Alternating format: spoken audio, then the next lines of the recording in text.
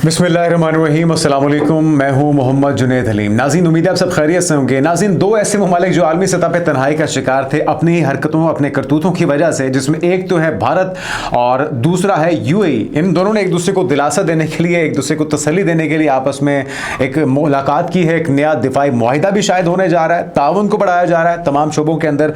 मुख्तसर दौरा था यूएई के सरबराह का भारत का, और उसके अंदर दोनों ममालिक के दरमियान एक तो मुस्तकबिल का रोड मैप क्या होगा, प्लान क्या है और किस डायरेक्शन में दोनों ममालिक आगे बढ़ने जा रहे हैं, इसको लेकर कुछ इंडिकेशंस हैं, कुछ खबरें हैं, कुछ ताउन बढ़ने जा रहा है। और तजियाकार क्या तजिया कर रहे हैं, क्या तबसरे कर रहे हैं, ये ताउन दोनों ममालिक के लिए क्या फ़ायदेमंद होगा, भारतीयों के लिए इसके फ़ायदे या नुकसान कितने हो सकते हैं, यूएई के लिए इसके असरात क्या हो सकते हैं, इसका भी हम मुख्तसर जायज़ा लेंगे। फिर एक बड़ी डेवलपमेंट, चाइनीज़ को एक बार फिर से अफगान तालिबान की तरफ से निशाना बनाया जा रहा है। ताजिकिस्तान में एक रोज़ पहले आपको खबर दी गई थी कि अफगान तालिबान को मारा गया है। 4 तालिबान जो कि सर्दी इलाके में कार्रवाई कर रहे थे, और फिर उसके बाद अब एक अलर्ट जारी किया गया है चाइनीज़ गवर्नमेंट की तरफ से, क्योंकि काबुल में जो गुज़श्ता रोज़ धमाका हुआ है, एक चाइनीज़ ऑनर था, उसका रेस्टोरेंट का मालिक था, जिसके होटल पर ये धमाका हुआ ज़ोरदार, और उसमें 7 अब तक अफराद जाँ बहक हो चुके हैं, और उसमें एक चाइनीज़ भी शामिल है। तो जिसके बाद ये थ्रेट अलर्ट जारी किया गया है नाज़रीन चाइना की तरफ से, और फौरी तौर पे ताजिकिस्तान को और अफ़गानिस्तान को छोड़ने की हिदायत भी चाइना की तरफ से दी जा रही हैं।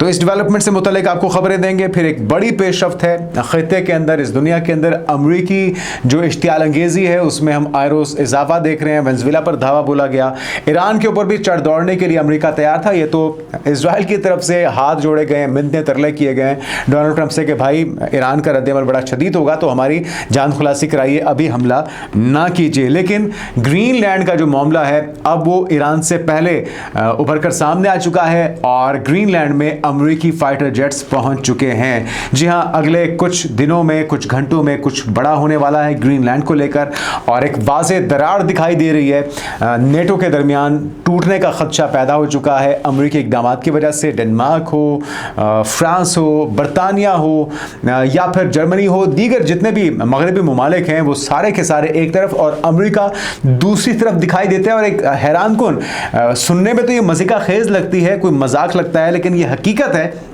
कि नॉर्वे के सदर को डोनाल्ड ट्रंप ने एक खत लिखा है जिसमें वो कहते हैं कि जी आपने मुझे 8 जंगें रुकवाने का क्रेडिट नहीं दिया, आपने मुझे नोबेल अमन इनाम नहीं दिया, नोबेल प्राइज़ नहीं दिया, तो इसलिए अब मैं सिर्फ अमन के बारे में नहीं सोचूंगा, मैं उसका बदला लूंगा। बदले का लफ्ज़ तो खैर मैं खुद बोल रहा हूँ, लेकिन मकसद यही है कि तुमने मुझे नोबेल इनाम नहीं दिया जो कि वो बड़ी शिद्दत के साथ हासिल करना चाह रहे थे, तो अब तुम्हारी खैर नहीं है, अब उसका तुम्हें हिसाब देना पड़ेगा। और ये खत उन्होंने लिखा है नॉर्वे के सदर को, और इस गिले का, एक शिकवे का इजहार भी डोनाल्ड ट्रंप की तरफ से किया गया है। तो ये सारी तफसीलात, ये सारी खबरें आपके साथ एक एक करके शेयर करते हैं। पहले जो विजुअल्स हैं वो हमारे लिए कुछ ज़्यादा अच्छे नहीं हैं।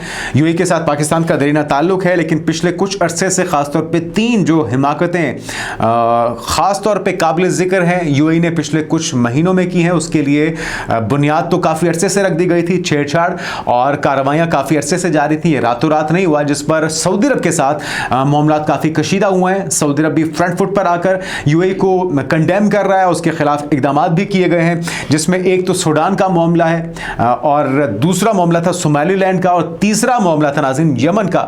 इन तीनों महाजों के ऊपर यूएई ने ब्लंडर्स मारे हैं बड़े बड़े, और आज़ादी की तहरीक में शामिल जो मुखालिफ ग्रुप्स थे उनको सपोर्ट किया है, हालात को ख़राब किया है, बहुत सी कीमती जानें इसमें गई हैं, और फाइनली सऊदी अरब को एक्शन लेना पड़ा यूएई के खिलाफ, और बेदखली के भी जो अहकाम थे उनकी तरफ से जारी किए गए, बेदखल भी किया गया है। लेकिन ये जो बैकलैश आया है, ये जो मिडल ईस्ट के अंदर एक तन्हाई का शिकार हुआ है यूएई, और साथ में आपको याद होगा कि यूरोपियन यूनियन की एक रिपोर्ट सामने आई थी जिसमें मुसलमानों के खिलाफ प्रोपेगेंडा करने के लिए एक फर्म हायर की थी यूएई की गवर्नमेंट ने, और उसको पैसे भी दिए गए। और ये बात भी हमारे लिए हैरान कुन थी कि एक मुस्लिम मुल्क ऐसी लॉबिंग या ऐसी इन्वेस्टमेंट कैसे कर सकता है जो कि मुसलमानों के खिलाफ प्रोपेगेंडे के लिए इस्तेमाल हो रही थी। तो अब यूएई भी तन्हाई का शिकार था। भारत को मई में होने वाली पाक भारत जंग के बाद आलमी सतह पर रुसवाई का, जिल्लत का, शर्मिंदगी का जो सामना करना पड़ा है, पूरी दुनिया उनसे जान छुड़वा रही है और वो भी तन्हाई का शिकार है।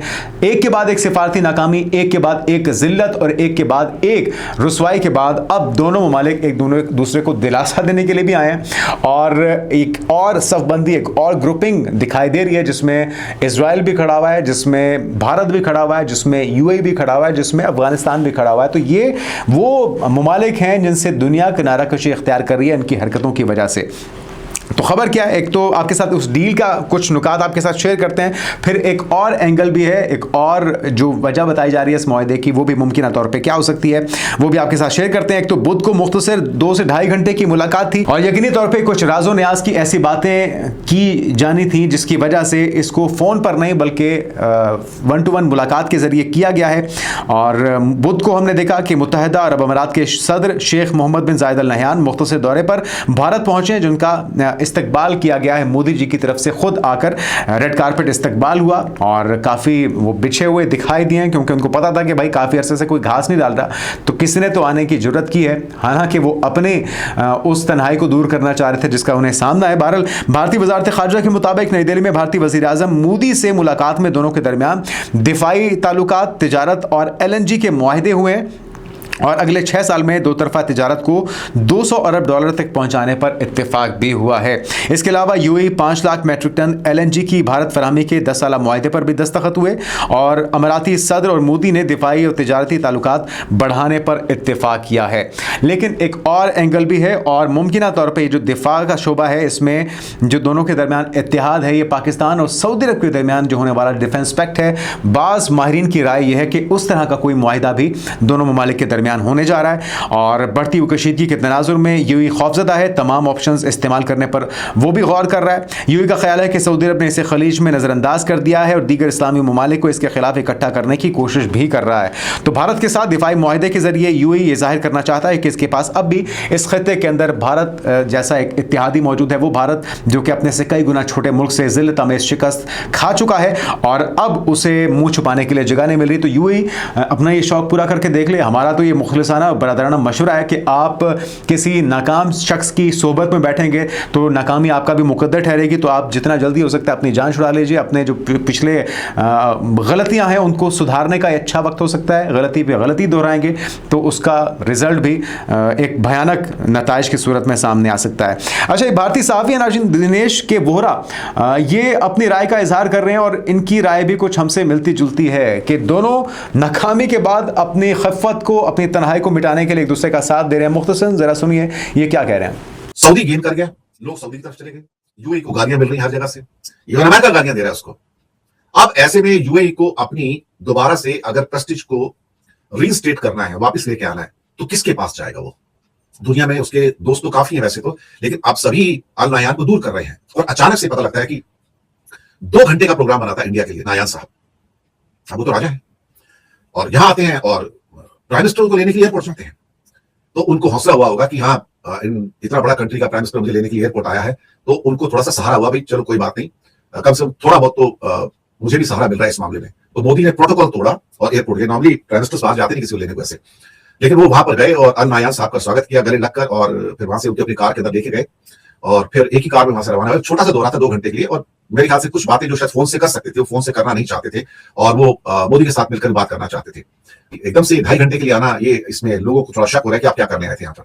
लेकिन एक वही बात थी, मैंने कहा ना कि यूएई इस टाइम बैकफुट पे है, बहुत बुरी तरह से बैकफुट पे है। और मैं लगातार कह रहा हूँ कि 3 मौकों पर सूडान के अंदर, सोमालीलैंड के अंदर और यमन के अंदर बहुत बुरी चोट खाई है और वो भी चोट सारी की सारी जो खाई है वो सऊदी के हाथ से खाई है उसने, और सऊदी इस बात को पसंद नहीं करता था। चलिए ठीक है जो भी है, लेकिन अब उनको सपोर्ट चाहिए था और क्योंकि अमेरिका का सपोर्ट जो है वो पुराना हो गया। अमेरिका ने भी कई मुद्दों के ऊपर यूएई का सपोर्ट नहीं किया और सऊदी का सपोर्ट किया। इस मामले में तो यहां तक हो गया कि बल्कि बीच में जो खबर आई थी पाकिस्तान ने भी सऊदी का सपोर्ट किया, यूएई को सपोर्ट नहीं किया। यहां से यूएई की परेशानियां बढ़ी कि एक बड़े इस्लामिक मुल्क है वो भी सपोर्ट नहीं कर रहे हैं, टर्की भी सपोर्ट नहीं कर रहा था, तो उसकी परेशानी होना स्वाभाविक थी। फिर नेचुरली फिर कहां जाएंगे, तो इंडिया के पास आएंगे। तो नाज़रीन ये जो यूएई की मूव है यकीनी तौर पे यूएई के लिए भी मसले का या मुश्किलात का बायस बन सकती है भारत के लिए और भारतीयों के लिए। मिडिल ईस्ट में लाखों की तादाद में भारतीय मौजूद हैं और उन सारे ममालिक का झुकाव यकीनी तौर पे सऊदी अरब की तरफ है, जब आप यूएई जो कि इस वक्त तन्हाई का शिकार है, मिडिल ईस्ट उससे खफा है, और ऐसे में भारत अपने भारतीयों के लिए मसाइल पैदा करेगा यूएई के साथ इल्हाक बनाते हुए, और सऊदी अरब के मुखालिफ अगर कोई इत्तेहाद करता है वो यकीनी तौर पे ये भारत की अपनी इकोनॉमी के लिए, जिसकी इन्वेस्टमेंट है, जिसके बहुत से स्टेक्स हैं सऊदी अरब के अंदर, मिडिल ईस्ट के अंदर, दीगर ममालिक के अंदर, तो ये हर लिहाज से घाटे का सौदा साबित हो सकता है। और वैसे भी जिस तरह की ज़िलता में शिकस्त भारत को अभी पाकिस्तान से हुई है, उसके बाद एक नाकाम इत्तेहादी को डिफेंस पैक्ट का हिस्सा बनाना है, उसके साथ कोई दिफाई मुआहदा करना एक घाटे का सौदा ही कहलाएगा। तो आगे बढ़ते नाज़रीन, और कुछ और डेवलपमेंट्स हैं खित्ते के अंदर। ये चीनी सिफारतखाने की जानिब से ताजिकिस्तान अफगानिस्तान से इनखला की हिदायत का एक हिदायतनामा या एक एडवाइजरी जारी की गई है अपने शहरियों के लिए। आपको पता है कि गुज़िश्ता रोज़ काबुल में एक ज़ोरदार धमाका हुआ था जिसमें 7 से ज़ायद हलाकतें हुई हैं, और उसके बाद अब ये फाइनली ये जो हम देख रहे हैं कि एडवाइजरी जारी की गई है। पहले उस धमाके से मुतालिक आपको अपडेट देते हैं। काबुल में तालिबान पुलिस के तर्जुमान के मुताबिक शहर 9 में धमाका हुआ है, 1 चीनी शहरी और 6 अफगान इसमें हलाक हुए हैं।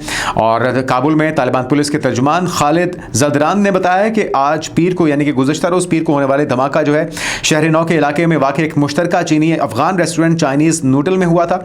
उनके मुताबिक रेस्टोरेंट एक मुसलमान चीनी शहरी अब्दुल मजीद, उनकी अहलिया और एक अफगान शहरी अब्दुल जब्बार महमूद चला रहे थे। और उन्होंने मजीद बताया कि इस धमाके में एक चीनी शहरी अयूब जो मुसलमान था और 6 अफगान शहरी हलाक हो गए हैं, जबकि मुतादिद अफराद इसमें जख्मी भी हुए हैं। और गुज़िश्ता रोज़ ही आपने देखा था कि ताजिकिस्तान में एक कार्रवाई हुई थी तालिबान के खिलाफ, जो दरअंदाजी की कोशिश कर रहे थे। 4 तालिबान को, दहशतगर्दों को जहन्नुम हासिल किया गया था, और ये कुछ ही अरसे के अंदर 3 से ज़्यादा कार्रवाइयाँ अब तक हो चुकी है, जिसकी वजह से अब फाइनली ये एडवाइजरी जारी हुई है। अफ़गानिस्तान की जानिब से नाज़रीन जो ये कार्रवाइयाँ हैं उसमें हम देख रहे हैं कि इजाफा हो रहा है, और इसी के पेश नज़र ताजिकिस्तान में कायम चीनी सिफारत खाने ने एक नया सिक्योरिटी अलर्ट जारी किया है, जिसमें ताजिकिस्तान और अफ़गानिस्तान की सरहद के साथ जारी शदीद और पेचीदा सूरत हाल का हवाला दिया गया। और इतवार की शाम 4 अफगान मुसल्लह दहशतगर्द अफ़गानिस्तान के सूबे बदख्शां से गैर कानूनी तौर पर ताजिकिस्तान के खतलून रीजन में दाखिल हुए, जिन्हें ताजिक बॉर्डर फोर्सेस ने हलाक किया। और सिफारत खाना ने सरहदी इलाकों में मौजूद चीनी कंपनियों और शहरियों पर जोर दिया है कि वो इलाके में सिक्योरिटी की सूरत हाल पर गहरी नज़र रखें, खतरात से बचाव के हवाले से अपनी आगाही बढ़ाएं और हिफाजती इकदाम मजीद मजबूत किए जाएँ, और जल्द अज जल्द मुनज़्ज़म अंदाज में सरहदी इलाके से वो कह रहे हैं कि इनखला को आप यकीनी बनाएं, मरहलावार आप वहाँ से निकलने का सिलसिला शुरू करें। और इससे कबल 26 नवंबर को आपको याद होगा कि कार्रवाई हुई थी, जहाँ पे सरहदी ज़िला शमसीउद्दीन शोबिन में अफ़गानिस्तान के करीब एक मुसल्ला हमला हुआ था, और यहाँ पे भी चीनी सिफारत खाने ने इस वाक़े की मजम्मत की थी। और 30 नवंबर के इसी इलाके में एक और मुसल्ला कार्रवाई भी की गई थी, जिसमें कुछ हलाकतें भी हुई थी, उसमें भी चाइनीज़ मारे गए थे। तो ये मुसलसल वारदातें हो रही हैं, और तालिबान के शर से आस पड़ोस के जो लोग हैं, जो ममालिक हैं, वो कतई तौर पर महफूज नहीं हैं। तो चीन ने अफ़गानिस्तान के अंदर भी जो बिगड़ती हुई सूरत हाल है, उसको भी, वहाँ पर भी जो चाइनीज़ हैं उनको भी हिदायत दी है कि फौरी तौर पर अफगानिस्तान को छोड़ दिया जाए। और ये फैसला जो है काबुल में होने वाले धमाके और ताजिकिस्तान के अफगानिस्तान के दरमियान सर्दी झड़पों के बाद किया गया है। और ये जो कार्रवाइयाँ नाज़रीन, ये सिर्फ अफगानिस्तान, ताजिकिस्तान या ईरान तक महदूद नहीं है। पाकिस्तान में आपको पता है बॉर्डर्स बंद हैं, इसके बावजूद दरअंदाजी की जाती है। चमन में फेंसिंग का काम जारी था, पाकिस्तान की सिक्योरिटी फोर्सेस की तरफ से उन पर बिला इश्तियाल फायरिंग की गई है, और ये भी पहली बार नहीं हुआ, ये मुतअद्दिद बार हो चुका है। एक तो पाकिस्तान के अंदर दहशतगर्दी को रोका नहीं जाता, उन्हें पूरी तरह से सपोर्ट किया जाता है दहशतगर्दों की तरफ से, अफगान तालिबान की तरफ से। और जब फेंसिंग हम करते हैं सरहदों को महफूज बनाने के लिए, तो उनके ऊपर भी बिला इश्तियाल फायरिंग की जाती है। तो ये जो वाक़या नाज़रीन, ये चमन के करीब पाकिस्तानी सरहदी इलाके में पेश आया है, और बिला इश्तियाल यहाँ पर फायरिंग की गई। इस जारियत का मकसद सिर्फ और सिर्फ फितनल हिंदुस्तान फायर की आड़ में बॉर्डर पर कराना था, और इस फायरिंग के ज़रिए वो चाहते हैं कि किसी तरीके से दहशतगर्दों को सरहद पार करवा दी जाए, अटेंशन डाइवर्ट करते हुए, और पाकिस्तान में हमेशा की तरह दहशतगर्दी में मदद फराहम की जाए। तो इस तरह के वाक़यात पहले भी रुनुमा हो चुके हैं, जिसका मकसद पाकिस्तान को कमज़ोर करना था, और पाकिस्तान की अफवाज ने इस जारियत का मुंह तोड़ जवाब दिया है, पूरे बॉर्डर पर चौकस है और हमेशा की तरह जारियत से निपटने के लिए तैयार है। जवाबी कार्रवाई भी की है पाकिस्तान ने, और ये जो ड्रोन विजुअल्स हैं जो आप देख रहे हैं, ये जिस वक्त अफगान तालिबान की चौकियों को तबाह किया है, तो फिर वो दुम दबाकर वहाँ से भागने में उन्होंने आफिया जानी है। तो पाकिस्तान में अफगानिस्तान में बैनुल-अक़वामी सरहद पर बाड़ लगाने वाली टीम पर जो फायरिंग की गई, इसकी मौसर जवाबी कार्रवाई हुई है। पाकिस्तान की कार्रवाई के नतीजे में अफगान फोर्सेस को अपनी चौकियां छोड़कर वहां से फरार होना पड़ा। ये विजुअल्स में आप देख सकते हैं कि किस तरह से वो दमदमाकर भाग रहे हैं। आगे बढ़ते हैं नाज़रीन और कुछ बात कर लेते हैं। ग्रीनलैंड की मामला काफ़ी तेज़ हो चुका है, काफ़ी तशवीशनाक हो चुका है। मगरब के अंदर एक वाज़ेह दरार दिखाई देती है। डोनाल्ड ट्रंप गैर मकबूल हो रहे हैं अपने इन कारनामों की वजह से, और अभी गज़ा अमन मुआहदे के हवाले से भी बात चल रही है। गज़ा अमन कमेटी के हवाले से पाकिस्तान को दावतनामा मौसूल हुआ है, भारत को भी मौसूल हुआ है। हैरान कुन बात यह है कि ना 3 में ना 13 में भारत का कोई लेना देना नहीं फ़लस्तीन के अंदर अमन लाने के हवाले से, बल्कि वो हवा देने में हमेशा पेश रहा है, तो उन्हें भी दावतनामा मौसूल हो गया है। वेनेज़ुएला पर धावा बोला, उनके सदर को हिरासत में लिया। वेनेज़ुएला में इस वक्त मुजाहरे हो रहे हैं, लाखों लोग सड़कों पर हैं, अपने सदर की दोबारा हवालगी का मुतालबा कर रहे हैं। और अब ग्रीनलैंड की बारी आ चुकी है, क्योंकि आपको पता है कि ईरान का जो हमला था वो अभी मौखर किया गया है, क्योंकि इजराइल को खतरा लाहक हो गया था कि कहीं उनकी शामत ना आ जाए ईरान पर हमला करने से। तो वो मामला तो अभी रुक गया है, खतरा टला नहीं है, रुक गया है, लेकिन ग्रीनलैंड की बारी आ गई है। पहले अब खबर क्या जरा सुनिए। अमेरिका के जंगी तैयारे नाज़रीन ग्रीनलैंड पहुंचना शुरू हो गए हैं, और ये खबर है दिफाई इदारे नोराड के मुताबिक ग्रीनलैंड की हुकूमत को भी मनसूबाबंदी से आगाह कर दिया गया है। और नोराड का कहना है कि अमेरिकी तैयारों की नई खेप पहुंचाने में डेनमार्क हुकूमत से हमआहंगी है। अमेरिकी फोर्सेस को ज़रूरत के मुताबिक सिफारती इजाज़तनामे हासिल हैं। और वाज़ेह है कि ग्रीनलैंड दरअसल डेनमार्क का एक खुद मुख्तार इलाका है, और 1951 में अमेरिका और डेनमार्क ने ग्रीनलैंड दिफाई मुआहदे पर दस्तखत किए थे। मुआहदे के तहत अमेरिका ने ग्रीनलैंड को मुमकिन जारहियत से बचाने का अज़्म किया था, और अमेरिका और कनाडा ने 1958 में सर्द जंग के आगाज़ पर दिफाई मुआहदे नोरैड पर दस्तखत किए। नोरैड का बुनियादी मकसद बैलिस्टिक मिसाइलों की लॉन्चिंग को बरवक्त रोकना या उसकी बरवक्त इतला देना है। तो वो इदारा बता रहा है कि जंगी तैयारे अमेरिका के इस वक्त ग्रीनलैंड पहुंचना शुरू हो चुके हैं। जो यूरोपीय ममालिक हैं, जो नेटो ममालिक हैं, उनका बड़ा शदीद रद्द-ए-अमल आया उस धमकी पर जो डोनाल्ड ट्रंप पहले ही दे चुके हैं कि अगर आपने मेरा साथ ना दिया ग्रीनलैंड को हथियाने में, तो फिर मैं आपके ऊपर भारी टैरिफ लगाऊंगा। और इस पर रद्द-ए-अमल क्या आया है? बरतानवी वज़ीर-ए-आज़म स्टॉर्मर ने इत्तेहादियों के खिलाफ अमेरिकी टैरिफ के इस्तेमाल को एक तो गलत करार दिया है, और वज़ीर ख़ारजा हैं बरतानिया के यूवेट कूपर ने, उन्होंने भी कहा है कि ग्रीनलैंड का मुस्तक़बिल सिर्फ ग्रीनलैंड के बाशिंदों डेनमार्क के लिए है। डेनमार्क के वज़ीर आज़म ने कहा है कि यूरोप के जो सदर हैं ट्रंप की धमकियों में नहीं आएंगे, और डेनमार्क के वज़ीर ख़ारजा ने भी वाज़ेह किया है कि सदर ट्रंप धमकियों के जरिए ग्रीनलैंड का कंट्रोल हासिल नहीं कर सकते। उन्होंने साथ ही खबरदार भी किया है कि ग्रीनलैंड पर अमेरिकी फौजी कार्रवाई नेटो के खात्मे का सबब बन सकती है। तो लगता यह है कि अब नेटो के टूटने का वक्त हुआ चाहता है। ऐसे में पाकिस्तान भी पूरी तरह से मुतहरिक है। मुस्लिम नेटो बनने जा रहा है, जिसमें पाकिस्तान है, जिसमें टर्की है, जिसमें सऊदी अरब है, जिसमें बांग्लादेश भी शामिल होने जा रहा है। और अगर कतर शामिल होता है, इसमें मिस्र शामिल होता है, इसमें ईरान शामिल होता है, तो यकीनी तौर पे इन तमाम ममालिक के लिए ये सूदमंद होगा, क्योंकि नए इतिहाद, नई सफ़बंदी हो रही है, और 2026 नई सफ़बंदी का साल होगा। ये मेरी ज़ाती राय है। और अब ऐसा बहुत तेज़ी के साथ रोज़ाना की बुनियाद पर जो ड्रामाई चेंजेस आ रही हैं, उसमें हम होता हुआ देख भी रहे हैं। साथ में जो यूरोपीय ममालिक हैं वो क्या कहते हैं? वो कहते हैं याद रहे कि चंद रोज़ कबल अमेरिकी सदर ने ग्रीनलैंड पर कब्जे की मुखालफत करने वाले यूरोपीय ममालिक पर टैरिफ लगाने का ऐलान किया था, जिसके जवाब में ये रद्द-ए-अमल सामने आ रहा है। और ट्रंप ने 1 फरवरी से यूरोपीय ममालिक से आने वाले तमाम अशिया पर 10% टैक्स आयद करने की बात की थी, और 1 जून से वो कह रहे थे कि ये टैरिफ जो है वो 10% से बढ़कर 25% हो जाएगा, यानी कि 25% हो जाएगा। और इस ताज़ा बयान में खबरदार किया गया है कि वो 100% कायम है अपने बयान पर, जिसमें वो टैरिफ आयद करेंगे, और उसके लिए अभी ट्रॉल भी कर रहे हैं। एक तस्वीर उन्होंने अभी कुछ देर पहले शेयर की है अपने ट्रुथ सोशल के ऊपर, और उसमें वो मॉक कर रहे हैं, मजाक उड़ाया जा रहा है यूरोपीय रहनुमाओं का। एक नक्शा मौजूद है जिसकी तरफ वो इशारा भी कर रहे हैं। सामने यूरोपियन रहनुमा बैठे हुए हैं, मुख्तलिफ ममालिक के सरबराहान बैठे हुए हैं, जिसमें अमेरिका के अंदर ग्रीनलैंड को जम करके शामिल करके दिखाया गया है। साथ में जो आखिरी खबर है वो बहुत ही हैरानकुन है। मुझे पहले लगा कि शायद ये कोई मजाक हो रहा है, लेकिन ये हकीकत है कि डोनाल्ड ट्रंप ने उस शिकवे का इजहार किया कि भाई आपने मुझे अमन का नोबेल इनाम नहीं दिया, तो अब लीजिए, भुगतिए। मैं अमन कायम करने पर किसी तरह पे तैयार नहीं हूं, और ना ही वो जो माजी की मेरी कोशिशें थी जिसका क्रेडिट मुझे मिलना चाहिए था, 8 जंगें रुकवाने की वो बात करते हैं कि 8 महीनों में मैंने 8 जंगें रुकवाई, तो इस पर तो मुझे नोबेल इनाम मिलना चाहिए था, नहीं मिला, लो अब भुगतो, अब अमन मैं तबाह कर दूंगा, अमन को गारत कर दूंगा। तो खबर क्या है, ज़रा मुख्तसरन ये भी सुन लीजिए। गैर मुल्की खबरसां एजेंसी के मुताबिक ये पैगाम नॉर्वे के वज़ीर आज़म और फिनलैंड के सदर के मुख्तसर ख़त के जवाब में भेजा गया है, जिसमें डोनाल्ड ट्रंप ने ये शिकवा किया है क्योंकि नॉर्वे ने उन्हें 8 से ज़ायद जंगें रुकवाने के बावजूद नोबेल इनाम नहीं दिया, इसलिए अब वो खुद को सिर्फ अमन के बारे में सोचने का पाबंद महसूस नहीं करते। अगरचा अमन उनकी तरजीह रहेगा, मगर अब वो इस पर गौर करेंगे कि अमेरिका के लिए दुरुस्त और मुफीद क्या है। तो डोनाल्ड ट्रंप इससे पहले आपके इल्म है कि नोबेल इनाम हासिल करने के लिए मुहिम चलाते रहे और ये जो एजाज़ है ये फाइनली जो वेनेजुएला की अपोजिशन रहनुमा थी मारिया कोरिना उनके हिस्से में आ गया। और अब जो है डोनाल्ड ट्रंप काफ़ी गुस्से में है और वो दुनिया का अमन तबाह करने पर तुले हुए हैं, जिसका सिलसिला वेनेजुएला से हम देख रहे हैं कि अब रुख हो चुका है ग्रीनलैंड की तरफ। ये सिलसिला कहाँ पर रुकेगा ये तो आने वाला वक्त बताएगा, लेकिन इस वक्त बुनियाद रखी जा चुकी है नेटो में और यूनाइटेड नेशन भी इवन उसको भी वो तस्लीम नहीं करते। और मगरबी दुनिया के अंदर इस वक्त जो खलीज दिखाई देती है ये आने वाले एक बड़ी जंग या एक बड़ी तखरीबकारी या बड़े इख्तिलाफ का पेश खैमा साबित हो सकती है। आने वाले दिनों की पेशरफ से आपको आगाह करते रहेंगे। अपना ख्याल रखिएगा। अल्लाह हाफ़िज़।